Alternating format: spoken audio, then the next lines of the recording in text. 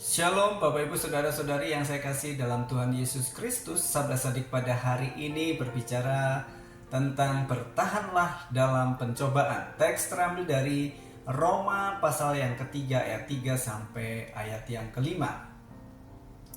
Jadi bagaimana jika di antara mereka ada yang tidak setia? Dapatkah ketidaksetiaan itu membatalkan kesetiaan Allah? Sekali-kali tidak. Sebaliknya, Allah adalah benar dan semua manusia pembohong.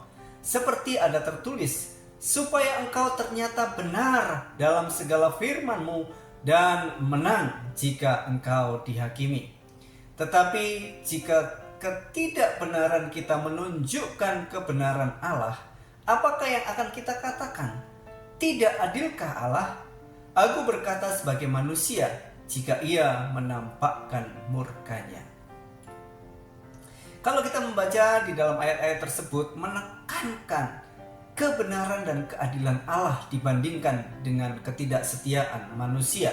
Walaupun demikian, kita dapat mengambil prinsip-prinsip dari ayat-ayat ini. Bagaimana kita dapat bertahan dalam pencobaan?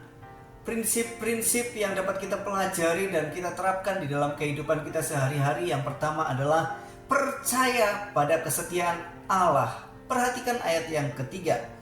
Ketidaksetiaan manusia adalah kegagalan atau dosa manusia, sedangkan kesetiaan Allah adalah ketetapannya yang tidak pernah berubah. Paulus menegaskan bahwa ketidaksetiaan manusia tidak dapat membatalkan kesetiaan Allah. Ini berarti kita dapat percaya bahwa Allah tetap setia meskipun kita menghadapi pencobaan. Ketika kita menghadapi pencobaan, ingatlah bahwa Allah tidak berubah dan tetap setia. Kesetiaan Allah adalah dasar yang kokoh dalam setiap situasi sulit. Mengandalkan kesetiaan Allah memberi kita kekuatan dan ketenangan dalam menghadapi pencobaan. Yang kedua, memahami kebenaran firman Allah. Perhatikan ayat yang keempat. Paulus menegaskan bahwa meskipun manusia mungkin tidak setia, Allah tetap benar dan tidak tergoyahkan. Paulus mengutip dalam Mazmur 51 ayat yang keempat untuk menunjukkan bahwa Allah benar dalam segala firman-Nya. Kebenaran Allah tidak dipengaruhi oleh kebohongan atau ketidaksetiaan manusia. Allah tetap benar dan adil dalam segala penilaiannya. Ketika kita menghadapi pencobaan, mengingat kebenaran firman Allah membantu kita untuk tetap pada jalur yang benar. Firman Tuhan adalah sumber kebenaran dan juga bimbingan yang dapat membantu kita bertahan dan membuat keputusan yang benar selama masa-masa yang sulit. Yang ketiga, menjaga perspektif terhadap keadilan Allah. Perhatikan ayat yang kelima.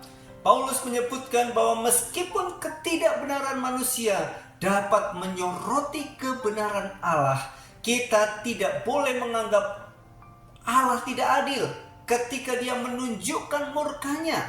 Paulus di sini menegaskan bahwa meskipun manusia mungkin tidak setia dan berdosa, kebenaran dan keadilan Allah tidak terpengaruh oleh kondisi manusia. Allah tetap adil dan benar. Dan murkanya terhadap dosa adalah bagian dari keadilannya yang mutlak. Ketika kita mengalami penderitaan atau pencobaan, penting untuk mempertahankan perspektif yang benar tentang keadilan Allah. Kita harus memahami bahwa segala sesuatu yang terjadi di bawah pengawasan Allah adalah bagian dari rencananya yang adil dan benar. Ia dapat memberi kita dorongan untuk tetap percaya dan bersandar pada keadilannya. Bahkan ketika segala situasi terasa tidak adil. Dan yang terakhir, menerima kesulitan itu sebagai bagian dari proses pertumbuhan. Seringkali Alkitab mengajarkan bahwa pencobaan dan kesulitan itu merupakan bagian dari proses pertumbuhan rohani kita. Di dalam Yakobus 1 ayat 2 sampai dengan 4, ujian iman itu menghasilkan ketekunan, dan ketekunan itu akan membawa kepada kedewasaan rohani. Jadi Bapak Ibu yang saya kasih di dalam Tuhan Yesus Kristus, supaya kita bertahan dalam pencobaan, yang harus kita lakukan adalah yang pertama, percaya pada kesetiaan Allah. Yang kedua, memahami kebenaran firman Allah. Yang ketiga, menjaga perspektif yang benar tentang keadilan Allah.